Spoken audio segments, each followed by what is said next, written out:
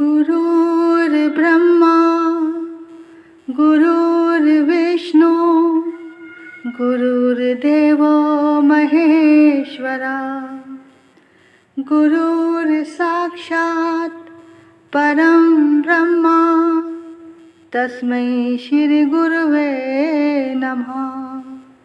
तस्मै श्री गुरुवे नमः। नारायणं नमस्कृत्य नरं चैव नरोत्तमं देवीं सरस्वतीं व्यासं ततो जयमुदीरयेत्।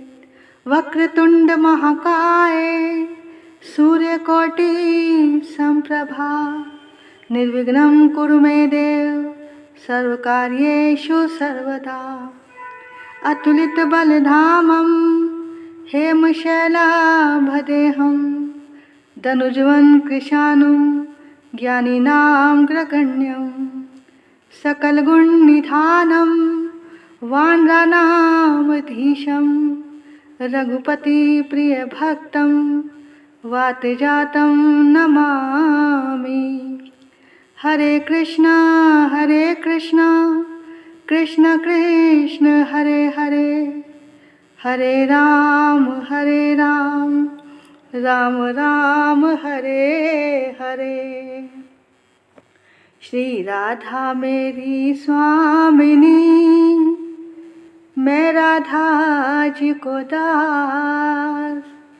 जन्म जन्म मोहे दीजिए श्री वृंदावन वास।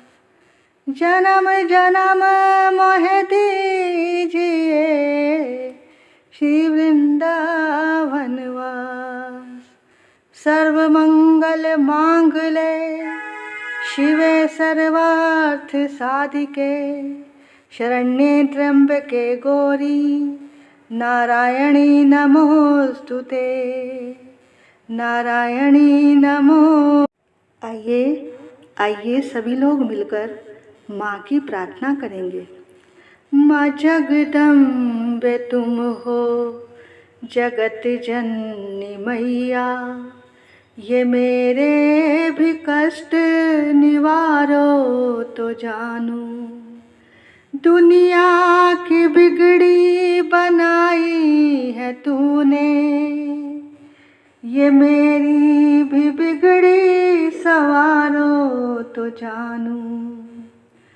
नाश किए दैत्य देवों के कारण, मेरे भी शत्रु ये टारो तो जानू। पार किए भव सिंधु से लाखों, मुझको भी पार उतारो तो जानू। न बुद्धि न बल ना ही भक्ति है मुझ में, यंत्र या मंत्र व तंत्र नाए। पूत कपूत चमन है भो तेरे, माता कुमाता कभी ना कहलाए। मेरी ढिठाई पे ध्यान न दीजो, किसको कहूँ अपना दुखड़ा सुना के। अपने ही नाम की लाज रखो, वरदाती ने खाली फिर उधर पे आके। पुत्र की परम स्नेही है माता, वेदों पुराणों ने समझाया गा के। आया शरण में तुम्हारी भवानी, बैठा तेरे दर पे धूनी रमा के। तुम ही कहो छोड़ माता के दर को, किससे कहूँ अपनी विपदा सुनाए। पूत कपूत चमन है वो तेरे, माता कुमाता कभी ना कहलाए। गोदी बिठाओ या चरनी लगाओ, तुझे शक्ति भक्ति का वरदान चाहिए। पतित हूँ तो क्या फिर भी बालक हूँ तेरा, कपूत कभी माता को ध्यान चाहिए। खाली पिराना भंडारे से कोई तो करना हमारा भी कल्याण चाहिए। जगत रूठे तो मुझको चिंता नहीं है, तुझे मैया होना मेहरबान चाहिए। तुम्हारे भरोसे पे ही जगत जननी, श्लोकों का ये अर्थ नादान गाए। पूत कपूत चमन है वो तेरे, माता कुमाता कभी ना कहलाए। माता कुमाता कभी ना कहलाए। बोल साचे दरबार की जय। सभी प्रभु प्रेमियों को वृंदावन से मुझ कृष्ण प्रिया की ओर से राधे राधे, राधे राधे, प्रणाम वंदन। बोलिए राधा रानी सरकार की जय, वृंदावन धाम की जय, सद्गुरुदेव महाराज की जय, यमुना महारानी की जय, रज महारानी की जय, चराचर में बसने वाले परमात्मा की जय। बोल साचे दरबार की जय। जय जय श्री राधे, जय जय श्री राधे, जय जय श्री राधे, निताई गौर हरि बोल। सभी को जय माता दी, जय माता दी। देखो भैया, इस कलयुग में एक भगवान की भक्ति ही है जिस पर सभी मनुष्यों का अधिकार है, क्योंकि इस युग में योग तप ज्ञान आदि को सिद्ध करना बड़ा ही कठिन काम है। अब हमें ये विचार करना है कि ईश्वर क्या है, उसकी भक्ति क्या है। तो जो सारी की सारी दुनिया को बनाने वाले हैं, जो हमें इस भवसागर से पार करते हैं, उसे ईश्वर कहते हैं। उस ईश्वर से परम प्रेम होना ही उसकी भक्ति है। लेकिन परमात्मा से प्रेम होने से पहले हमें उस पर विश्वास करना होगा, और उस परमात्मा पर भी विश्वास करने से पहले हमें उनके संतों पर, उनके भक्तों पर विश्वास करना होगा।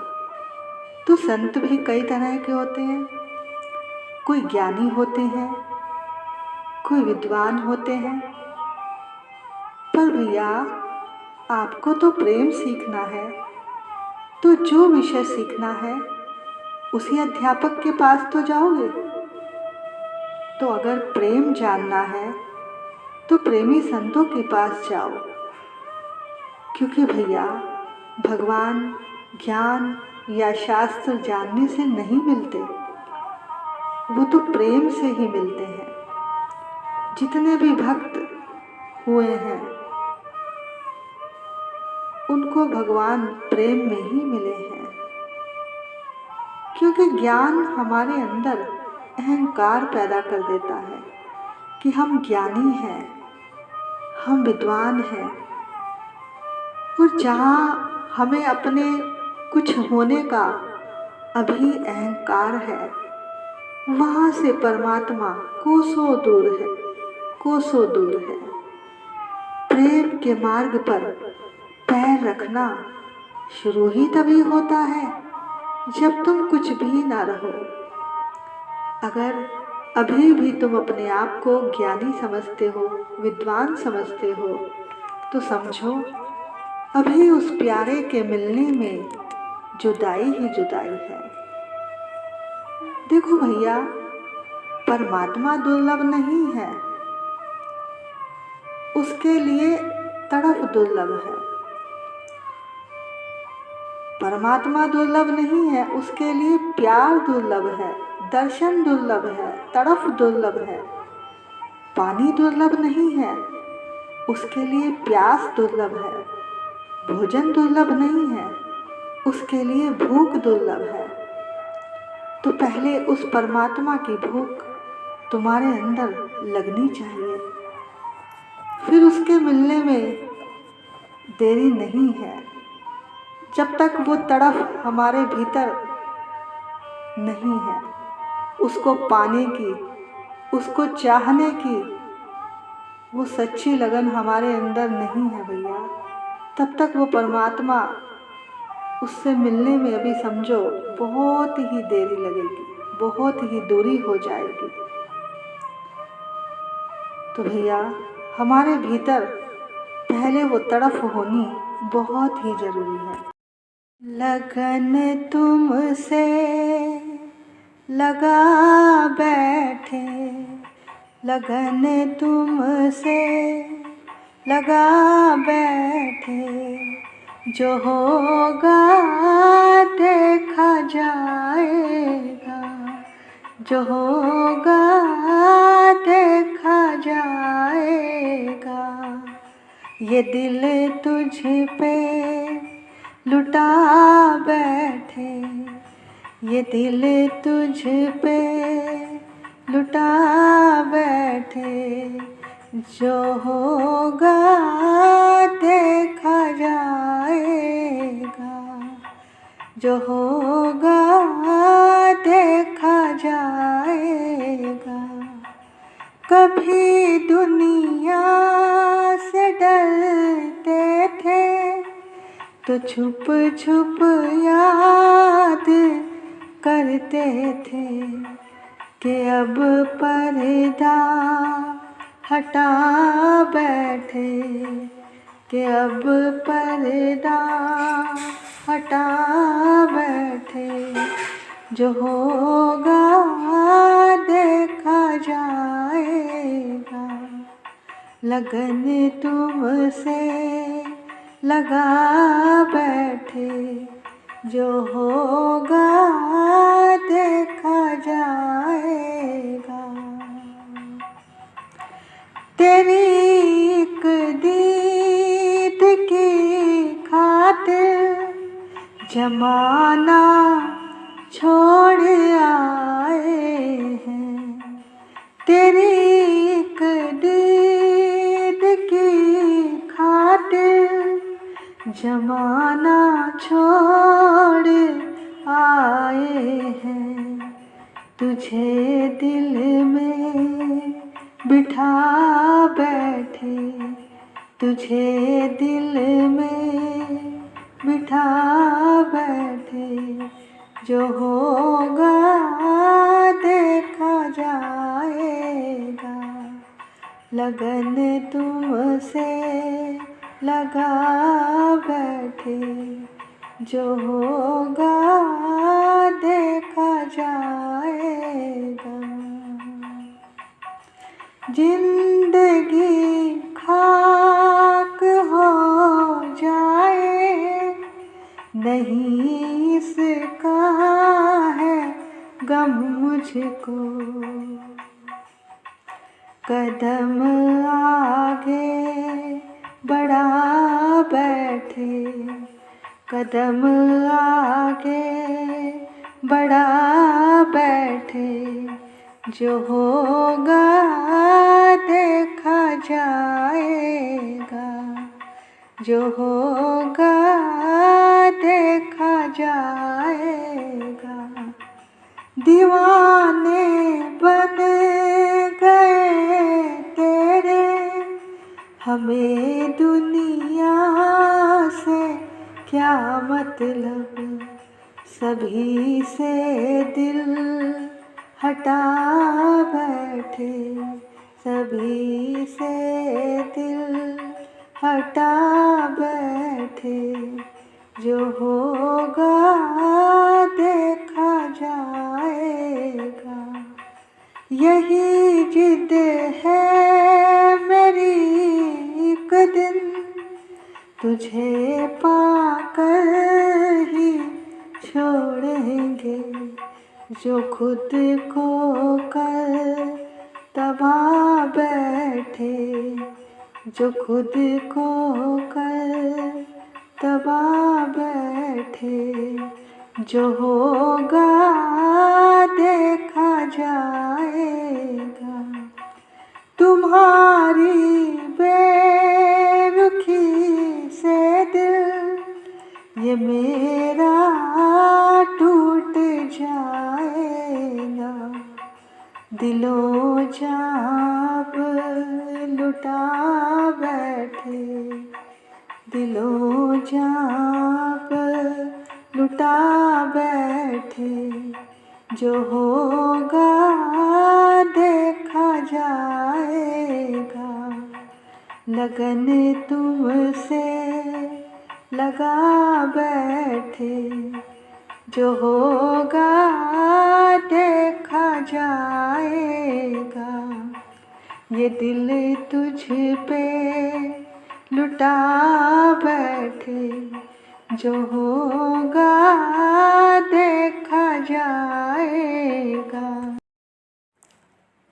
माँ भगवती की असीम अनुकंपा से आप सभी प्रभु प्रेमियों को देवी भागवत जी के तृतीय दिवस की कथा श्रवण करने का सौभाग्य प्राप्त हो रहा है, वो भी माँ के नवरात्रों के शुभ दिनों में। यही वो दिन है जिनमें साधना होती है, उपासना होती है, पूजा पाठ होता है, व्रत होता है। यहाँ पर उपासना का अर्थ सब लोग पूजा पाठ करना समझते हैं, लेकिन भैया वास्तव में उपासना का सीधा सा अर्थ है सरकना, यानी निकट जाना। हमने कहा अरे भैया सरको, बोले कहाँ सरके, आगे बिल्कुल जगह नहीं है।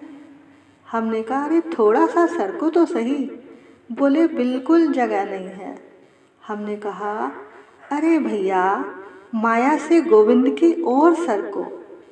तो भैया ये जो 9 दिन का देवी भागवत जी का सफ़र चल रहा है, कथा का जो ये सफ़र चल रहा है, इसका सीधा सा एक ही मकसद है, माँ के निकट जाना। देखो कथा सुनते सुनते धीरे धीरे हम राधा रानी के माँ के निकट पहुँच ही जाएंगे और हम पर उनकी कृपा अवश्य होगी। कल की कथा में आपने श्रवण किया कि भगवान ने मधुकैटभ का वध किया। 5000 वर्ष तप करने के बाद भी उन्हीं से वरदान मांगा कि तुम हमारे हाथों से मरो। इसका मतलब ये नहीं कि भगवान उन्हें मार नहीं सकते थे, लेकिन भगवान वरदान झूठा नहीं करना चाहते थे। चाहे वो हनुमान जी का वरदान हो, चाहे शंकर जी के हो, या देवी माँ का वरदान हो, भगवान कभी किसी वचन को मिथ्या नहीं जाने देते। अब आगे एक कथा आती है। एक बार व्यास जी के पुत्र शुकदेव जी कुछ उदास बैठे थे, तो पिता ने कहा आपको हमें ग्रंथ है देवी भागवत, उसके बारे में बताएंगे, आपके मन को बहुत प्रसन्नता होगी। बोले हम बताते हैं उस ग्रंथ का मूल क्या है। एक बार सब और क्षीर सागर में जल ही जल था। भगवान अपने बाल स्वरूप में अपने आप में ही रमण कर रहे थे। सूत जी बोले जब व्यास जी ने वो गोरैया वाला दृश्य देखा तो उनके मन में भी संतान प्राप्ति की इच्छा हुई। अब वो विवाह तो करना नहीं चाहते थे, पर पुत्र चाहते थे। क्योंकि वो किसी बंधन में बंधना नहीं चाहते थे। देखो, जब विवाह हो जाता है तो पुरुष के लिए स्त्री बंधन है और स्त्री के लिए पुरुष बंधन है। और ये तो सभी जानते हैं कि व्यास जी ब्रह्मचारी ही रहना चाहते हैं, पर पुत्र भी चाहते हैं। अब व्यास जी कहते हैं, अगर स्त्री हमारे जीवन में आ जाएगी तो हमारे ज्ञान के जो सारे साधन हैं वो खत्म हो जाएंगे, क्योंकि हम बंधन में बंध जाएंगे। अब जिसके साथ विवाह होगा उसकी जिम्मेदारी भी तो उठानी पड़ेगी। अब भैया, बिना स्त्री के पुत्र कैसे हो, ऐसा सोच रहे थे। तब व्यास जी अपने आश्रम में इस विचार के साथ बैठे थे तो एक तभी देव योग बना। देवलोक से उसी समय एक अप्सरा आई उनके आश्रम में। उसको देखकर वो चिंतित हो गए, सोचने लगे ये मेरे लायक नहीं है। देखो, वो वेद व्यास जी जिन्होंने वेदों की रचना की है वो कह रहे हैं कि ये मेरे लायक नहीं है। अप्सरा तो बहुत सुंदर थी और सुंदर ही होती है, पर वो सोच रहे हैं कि ये आज किसी के साथ है, परसों किसी के साथ होगी। तो वेद व्यास जी ने कहा कि ये मेरे लायक नहीं है। अब अप्सरा ने सोचा ये तो मुझे देखकर उस अप्सरा ने सोचा कि ये तो मुझे देखकर आकर्षित ही नहीं हुए, कहीं मुझे श्राप ना दे दे। वो डर गई तो उसने अपना रूप छुपा लिया और वो शुकी बनकर वहाँ से निकल गई, यानी तोती बनकर वहाँ से निकल गई। अब व्यास जी को उस तोती शुकी का ही चिंतन होने लगा। तब उनके अंदर से एक तेज निकला और वो एक लकड़ी पर आकर गिर गया और उस लकड़ी पर ही उस तेज से श्री सुखदेव जी का प्राकट्य हुआ। बोलो सुखदेव जी महाराज की जय। देखो, यहाँ उन्होंने स्त्री का संग नहीं किया, लेकिन भगवान ने उनके भाव को पूरा किया। पुत्र को देखकर वो समझ गए ये भगवान की ही इच्छा थी कि ऐसे ही पुत्र हो। देखो, जब कोई भक्त मन में सुंदर भाव रखता है तो भगवान उसके भाव को अवश्य पूर्ण करते हैं। अब देवता लोग सुखदेव जी के ऊपर फूलों की वर्षा करने लगे। सुखदेव जी महाराज शीघ्र ही बड़े होने लगे। गुरुकुल में जाकर उन्होंने विद्या का अध्ययन किया। अब जब वो बड़े हो गए तो व्यास जी के मन में भाव आया कि अब इसका विवाह हो जाना चाहिए। पर सुखदेव जी कहते हैं, पिताजी मैं किसी बंधन में नहीं बनना चाहता, मैं भजन करना चाहता हूँ। अब व्यास जी सोच रहे हैं कि इससे हमारा वंश आगे बढ़ेगा। अब व्यास जी सुखदेव जी को समझाते हैं, बेटा तुम ग्रस्त में रहकर भी विरक्त रह सकते हो। देखो, विरक्त कौन है? जो ग्रस्त में रहकर भी ग्रस्त में आसक्त ना हो, उसे हम विरक्त बोलते हैं। जो विरक्त होता है तो वो संसार में रहकर भी संसार में आसक्त नहीं होता, और जो अभी संसार में आसक्त है, चाहे फिर वो जंगल में चला जाए या घर में, तो भैया वो तो फंसा ही हुआ है। इसलिए बेटा तुम्हें अच्छे कुल की कन्या से विवाह कर लेना चाहिए। जब ये सब सुना तो सुखदेव जी का मन अशांत हो गया। व्यास जी ने कहा, तुम चिंता मत करो, हमने तुम्हारे लिए एक बड़ा सुंदर ग्रंथ बनाया है जो हमने किसी को अभी तक नहीं बताया। हम उसका अध्ययन तुमको कराएंगे, तुम उसको पढ़ो, तुम्हें बहुत ही आनंद आएगा। हम तुम्हें बताते हैं उसका मूल क्या है। व्यास जी बोले, एक बार जब सब जगह जल ही जल था, भगवान बाल रूप में अपने आप में ही रमण कर रहे थे, तो अचानक विष्णु जी सोचने लगे, मेरी ये बाल अवस्था की स्थिति किसने की है, वो कौन है।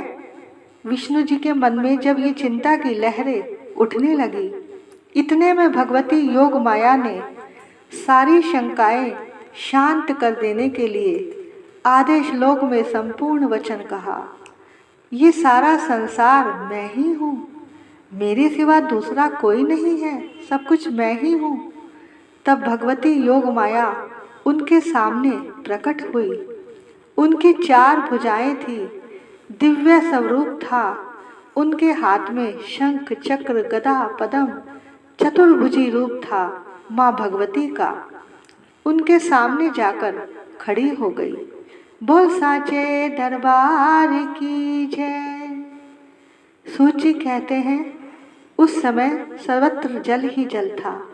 महालक्ष्मी जी का इस रूप में दर्शन पाकर विष्णु जी आश्चर्य में पड़ गए। माँ अम्बा के साथ सारी शक्तियाँ, रिद्धियाँ, सिद्धियाँ, सब देवियाँ भी उनके साथ थी।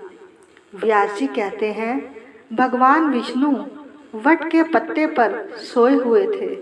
उनका मन आश्चर्य से उमड़े समुद्र में डूब रहा था। उनकी ऐसी दशा देखकर माँ भगवती मुस्कुराने लगी और कहने लगी, विष्णु तुम क्यों मुझे भगवती महाशक्ति के प्रभाव से पहचान नहीं पा रहे हो? तुम सगुणा पार ब्रह्म हो, वैसे ही मैं भी सगुणा शक्ति हूँ।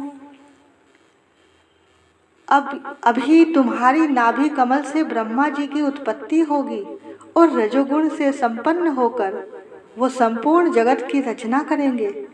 भगवान विष्णु बोले, देवी जो अभी आधा श्लोक मैंने सुना वो परम रहस्यमयी वाणी किसकी थी? सुनो, मैं सगुण स्वरूपा भगवती हूँ। इसको परम पावन देवी भागवत ही समझना चाहिए।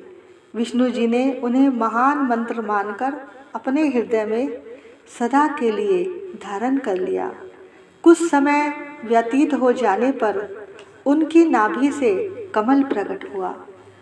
कमल के उस पुष्प पर स्वयं ब्रह्मा जी विराजमान थे। जब उस समय मधुकैटभ नाम के 2 दैत्य ब्रह्मा जी के पीछे पड़े हुए थे, उस समय ब्रह्मा जी दौड़ते हुए भगवान विष्णु के पास पहुँचे थे। 5000 वर्ष तक भगवान ने युद्ध किया था ब्रह्मा जी की रक्षा के लिए। ब्रह्मा जी भगवान के नाभि कमल पर विराजमान थे। तब उन्हें उस आधे श्लोक की याद आ गई। उन्होंने ये बात नारायण जी से कही। वहीं पर रुद्र भगवान भी प्रकट हो गए। बोलो रुद्र भगवान की जय। ये तीनों मिलकर सोचने लगे, इस संसार की रचना करने वाला कौन है? हम सबकी रचना करने वाला कौन है? बड़ी चिंता में थे।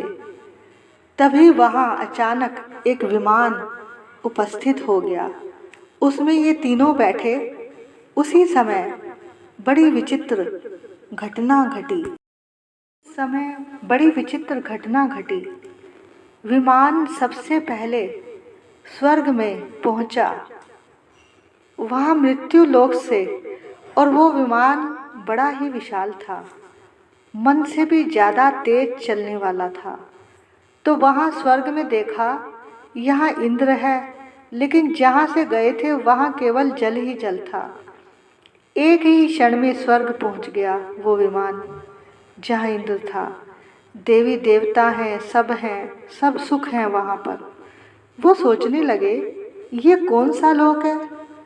अब स्वर्ग किसे कहते हैं? स्वर्ग में सारे सुख हैं, साधन हैं। फिर उससे ऊपर फिर ब्रह्मलोक है, फिर शिवलोक है, फिर विष्णु लोक है, जिसे बैकुंठ कहते हैं, जहाँ कभी बुढ़ापा भी नहीं आता और मृत्यु भी नहीं आती। वहाँ कोई भी दुख नहीं है, वहाँ तो केवल आनंद ही आनंद है।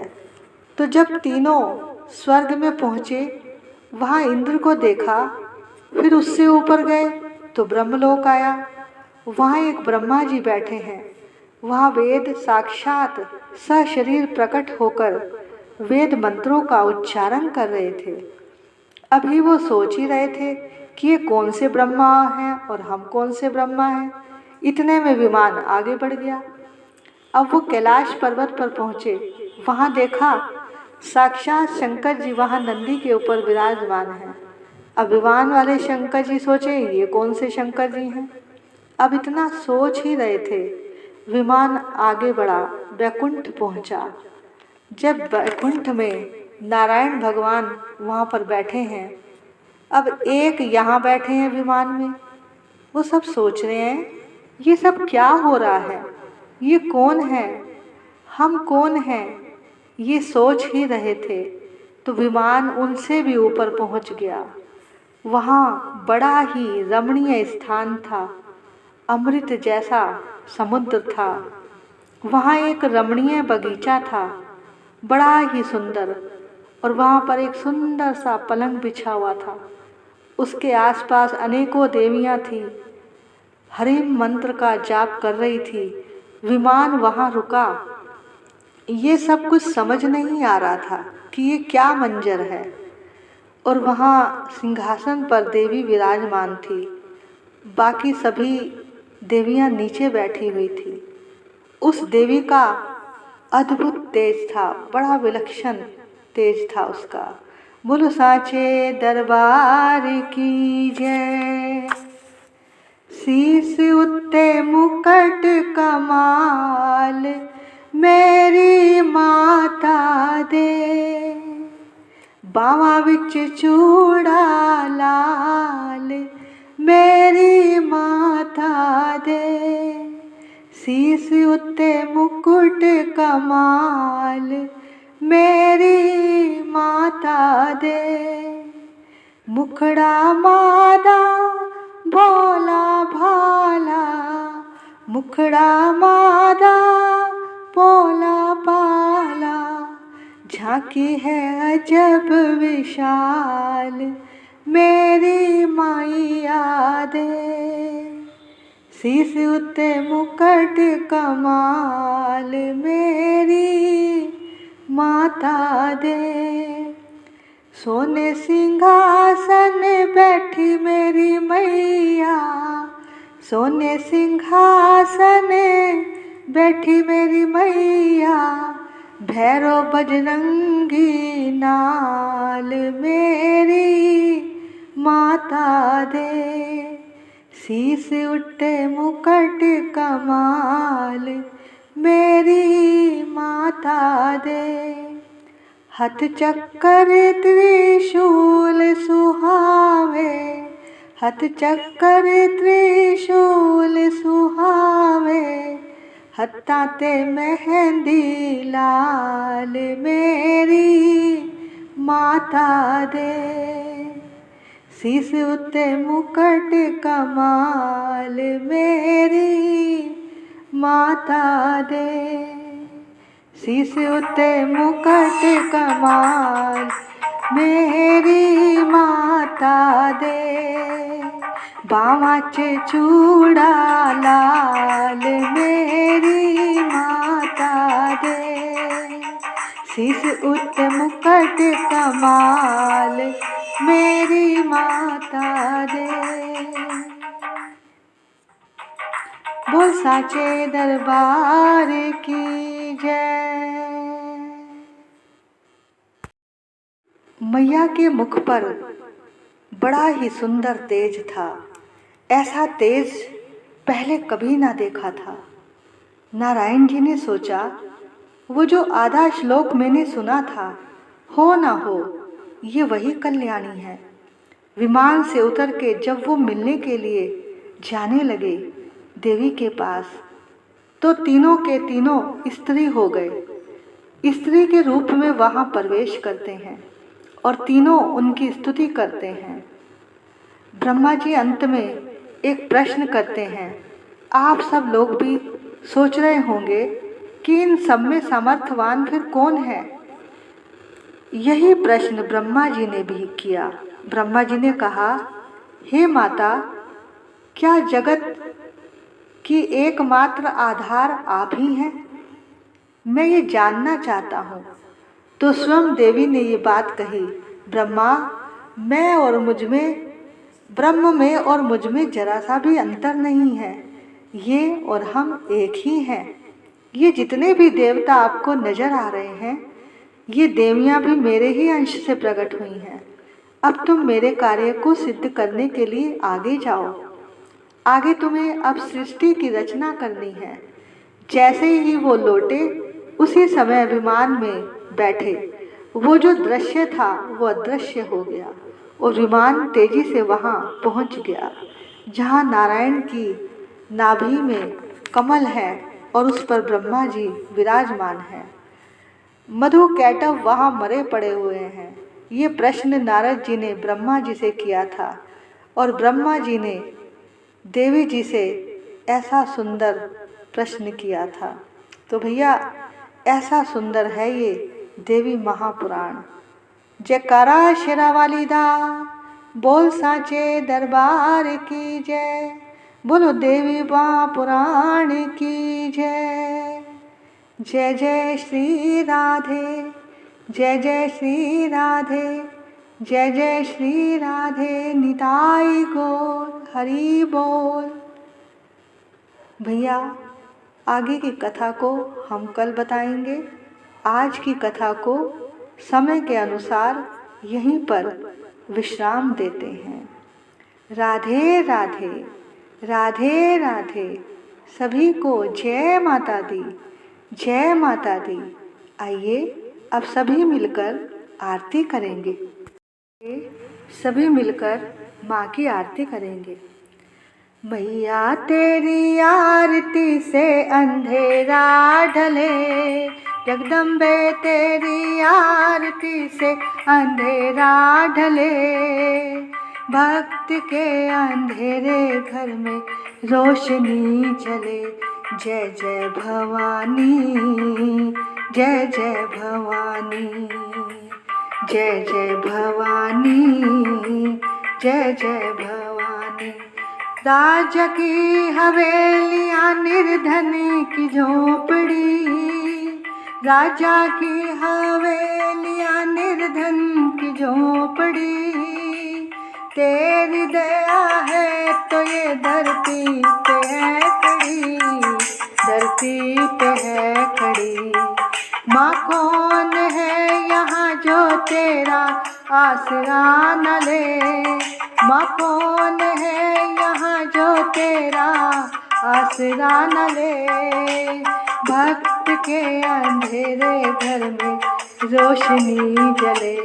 जय जय भवानी, जय जय भवानी।